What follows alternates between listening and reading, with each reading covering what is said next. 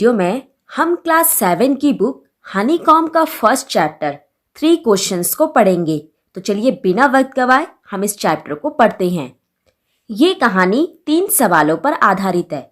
एक राजा था, उसके पास 3 सवाल थे और वो उन सवालों के जवाब ढूंढ रहा था।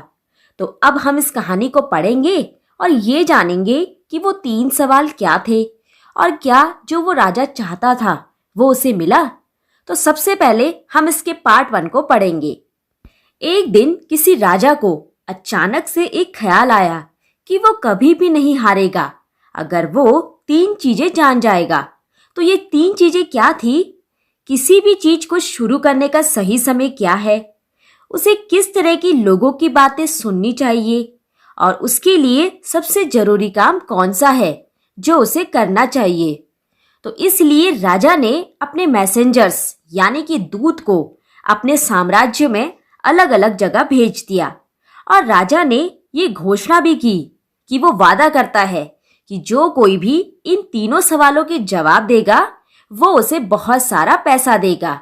बहुत से बुद्धिमान आदमी राजा के पास आए, लेकिन सभी ने उसके सवालों के अलग अलग जवाब दिए। पहले सवाल के जवाब में तो सबसे पहला सवाल क्या था कि किसी भी चीज को शुरू करने का सही समय क्या है। तो इसके जवाब में कुछ लोगों ने कहा कि राजा को एक टाइम टेबल बना लेना चाहिए और उसे उस टाइम टेबल का पूरी सख्ती के साथ पालन भी करना चाहिए। और उन्होंने ये भी कहा कि सिर्फ इसी तरह से राजा अपनी सारी चीजों को सही समय पर कर सकता है। तो दूसरों ने कहा कि ये तो बिल्कुल असंभव है कि पहले से ये फैसला करना कि किसी भी चीज को शुरू करने का सही समय क्या होगा। और कुछ लोगों ने कहा कि राजा को उन सभी चीजों पर भी ध्यान देना चाहिए जो भी उसके आसपास चल रही है और उसे फालतू की बातों या मूर्खता भरे आनंद से भी दूर रहना चाहिए और उसे वही करना चाहिए जो उसे उस समय पर जरूरी लगे। और कुछ लोगों ने कहा कि राजा के पास एक पूरी सभा होनी चाहिए जिसमें सभी बुद्धिमान लोग होने चाहिए ताकि वो सही समय आने पर राजा को सलाह दे सके, क्योंकि एक अकेला इंसान सही समय पर सही फैसला नहीं कर सकता बिना किसी की मदद लिए। इसके जवाब में कुछ लोगों ने ये भी कहा कि कुछ चीजें ऐसी होती हैं जिंदगी में जिसे आपको खुद ही करनी पड़ती है और उस समय आप किसी के फैसले का इंतजार नहीं कर सकते और ना ही किसी सभा का इंतजार कर सकते हैं। उस समय जो भी आपको जरूरी लगता है वही आपको तुरंत करना पड़ता है। और किसी चीज का फैसला करने के लिए या किसी भी चीज को शुरू करने का सही समय क्या है, ये जानने के लिए इंसान को अपने भविष्य में देखना जरूरी है और ये चीज तो सिर्फ जादूगर ही कर सकता है। इसलिए जो राजा है उसे किसी जादूगर के पास ही जाना चाहिए। तो ये जो सारे जवाब थे वो राजा को उसके पहले सवाल के जवाब में मिले। अब दूसरे सवाल के जवाब में तो दूसरा सवाल क्या था कि उसे यानी कि राजा को किस तरह की लोगों की बातें सुननी चाहिए। तो इसके जवाब में कुछ लोगों ने कहा कि वो लोग जो राजा के लिए सबसे जरूरी है वो हैं उसके काउंसलर्स यानी कि सलाहकार या मंत्री। तो दूसरों ने कहा कि काउंसलर से ज्यादा जरूरी प्रीस्ट है यानी कि धर्मगुरु या पंडित, तो राजा को उनकी ही बातें सुननी चाहिए। तो दूसरे लोगों ने कहा कि जो डॉक्टर होते हैं यानी कि जो वैद्य होते हैं राजा को उनकी ही बातें सुननी चाहिए। उसके बाद कुछ लोगों ने कहा कि जो सोल्जर्स है यानी कि सैनिक वो राजा के लिए सबसे जरूरी है और राजा को उनकी ही बातें सुननी चाहिए। तो ये वो सारे जवाब थे जो राजा को उसके दूसरे सवाल के जवाब में मिले। अब इसके बाद तीसरे सवाल के जवाब में तो तीसरा सवाल क्या था कि राजा के लिए सबसे जरूरी काम कौन सा है। तो इसके जवाब में कुछ लोगों ने कहा कि विज्ञान यानी कि राजा के लिए सबसे जरूरी काम विज्ञान है। तो कुछ ने कहा कि लड़ाई करना यानी कि राजा के लिए लड़ाई करना सबसे जरूरी काम है। तो दूसरों ने कहा कि राजा के लिए सबसे जरूरी काम पूजा पाठ है। अब हर सवाल के लिए बहुत से लोग जवाब दे रहे थे और हर किसी के जवाब अलग अलग थे। तो इसलिए राजा बिल्कुल भी संतुष्ट नहीं हुआ और इसलिए उसने किसी को भी कोई इनाम नहीं दिया। इसके बाद राजा ने फैसला किया कि उसके लिए सबसे अच्छा रहेगा कि इसकी बजाय वो किसी सन्यासी से सलाह ले जो अपनी समझदारी या बुद्धिमानी के लिए जाना जाता हो।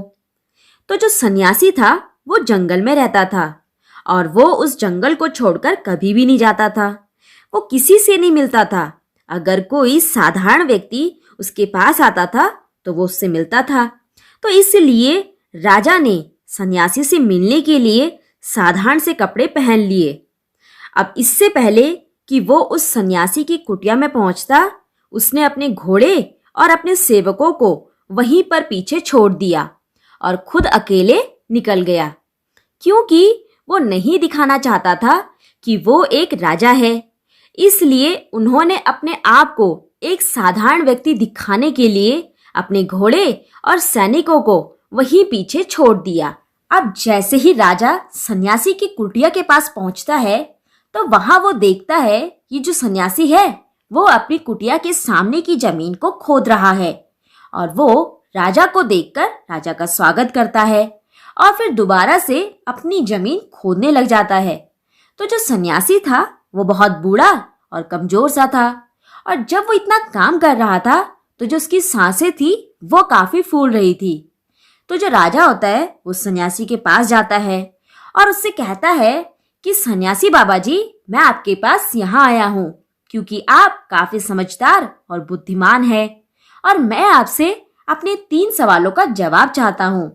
फिर राजा अपने तीनों सवाल सन्यासी के सामने दोहरा देता है कि कैसे पता चलेगा कि सही चीज को करने का सही समय कौन सा होता है, मुझे कैसे लोगों की बातें सुननी चाहिए और कौन सी ऐसी चीजें हैं जो सबसे ज्यादा जरूरी है।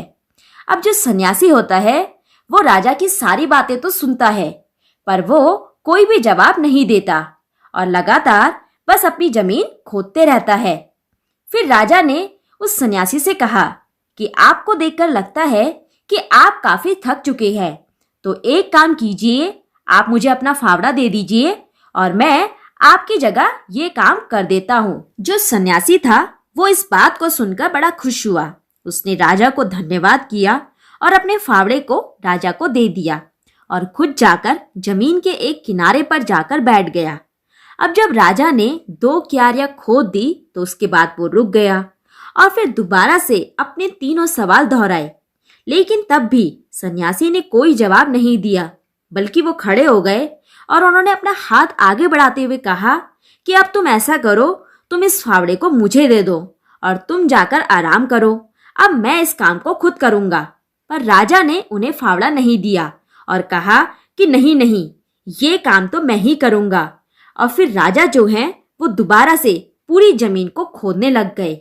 1 घंटा बीत गया, फिर उसके बाद दूसरा घंटा भी बीत गया और देखते देखते 3 घंटे बीत गए। सूरज भी पेड़ों के पीछे छिपने लग गया। फिर आखिरकार क्या हुआ कि राजा ने उस फावड़े को जमीन पर रख दिया और सन्यासी से कहा कि सन्यासी बाबा, मैं आपके पास यहाँ इसलिए आया हूँ क्योंकि आप बुद्धिमान आदमी हैं और मैं अपने सवालों का जवाब जान सकूं।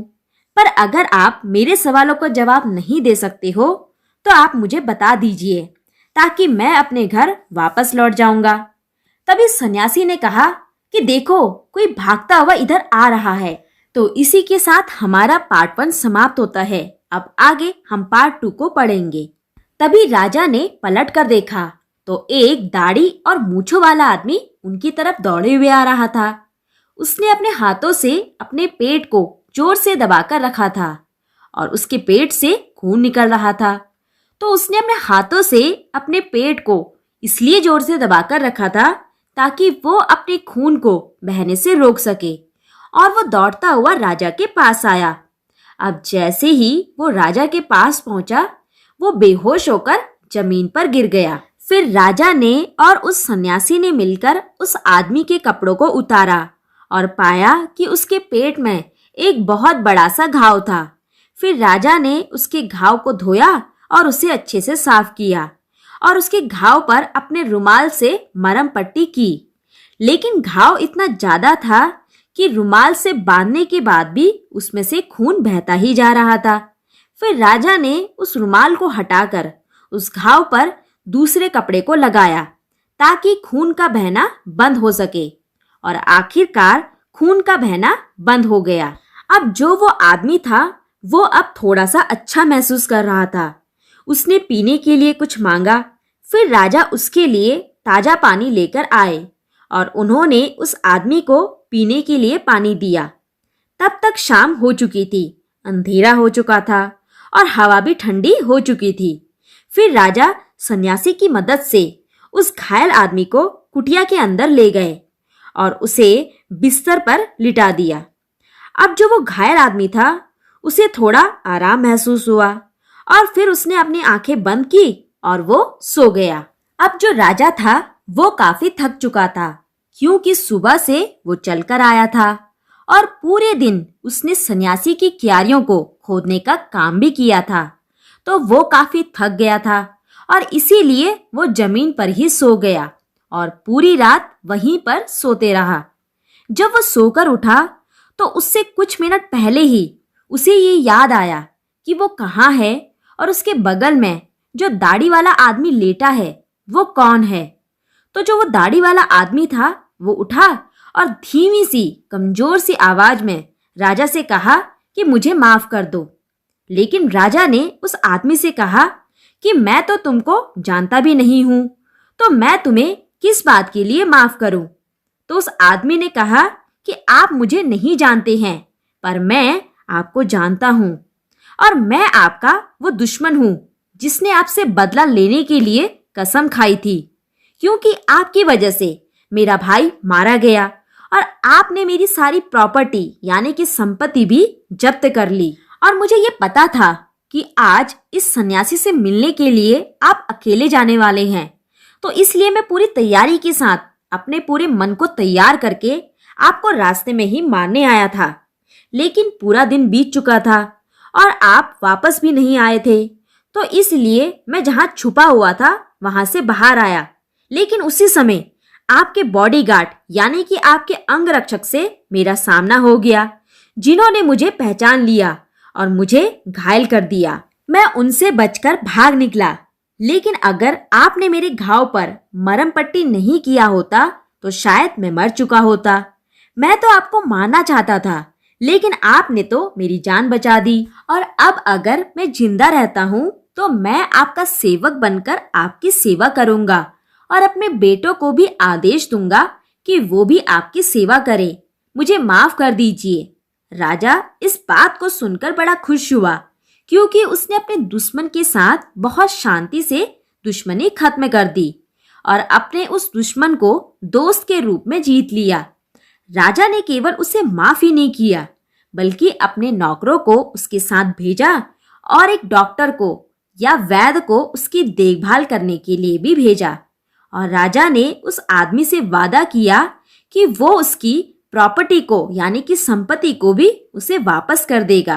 अब राजा उस घायल आदमी को कुटिया में अकेला छोड़कर बाहर आया और उस सन्यासी को ढूंढने लगा, क्योंकि घर जाने से पहले उसकी इच्छा थी कि वो एक बार फिर से अपने सवालों का जवाब ढूंढने का प्रयास करे। तो वहां उसने देखा कि जो सन्यासी था वो अपने घुटनों पर बैठकर बीज डाल रहा था उन क्यारियों में जहां एक दिन पहले उसने खुदाई की थी। तो राजा सन्यासी के पास गया और उनसे कहा कि मैं आखिरी बार आपसे बात कर रहा हूँ और आपसे अनुरोध करता हूँ कि कृपया करके आप मेरे सवालों का जवाब मुझे दे दीजिए। इस पर सन्यासी कहते हैं कि तुमको तो तुम्हारे सवालों के जवाब मिल चुके हैं। सन्यासी अभी भी अपने घुटनों पर बैठे हुए थे और बस वो एक नजर राजा की तरफ देखते हुए ये बात कहते हैं। लेकिन राजा के समझ नहीं आया कि उन्हें उनके सवालों के जवाब कैसे मिले। तो राजा सन्यासी से कहते हैं कि मुझे मेरे सवालों के जवाब कैसे मिल गए।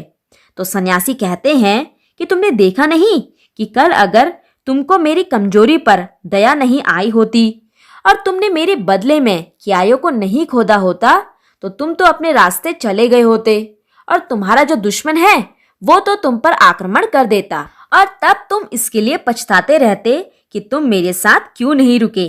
तो इसलिए सबसे जरूरी समय कब था? जब तुम उन क्यारियों को खोद रहे थे।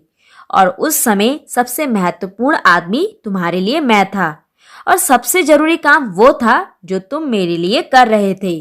और उसके बाद जब वो आदमी हम लोगों की तरफ भागता हुआ आया तो सबसे महत्वपूर्ण समय क्या था? जब तुम उसकी देखभाल कर रहे थे, क्योंकि अगर तुम उसके घाव पर मरहम पट्टी नहीं करते तो वो मर जाता। और जिस तरह से वो तुम्हारे साथ फ्रेंडली हो गया वो कभी नहीं होता, वो हमेशा तुम्हारा दुश्मन ही रहता। तो उसके हिसाब से वो तुम्हारे लिए सबसे महत्वपूर्ण आदमी था और उस समय जो भी तुमने उसके लिए किया वो तुम्हारे लिए सबसे जरूरी काम था। एक बात हमेशा याद रखो, कौन सा समय सबसे जरूरी होता है? वो एक ही समय है और वो समय है अब, यानी कि नाउ। ये सबसे जरूरी समय क्यों होता है? क्योंकि यही वो समय होता है जब हमारे अंदर कोई भी शक्ति होती है उस समय किसी भी काम को करने की। और सबसे महत्वपूर्ण आदमी कौन है? तो सबसे महत्वपूर्ण आदमी वो है जो उस समय तुम्हारे साथ है, क्योंकि हम में से कोई नहीं जानता है कि आगे आने वाले भविष्य में क्या होगा, क्या हम दोबारा मिलेंगे भी या नहीं। तो इसी के साथ हमारा ये चैप्टर समाप्त होता है। धन्यवाद।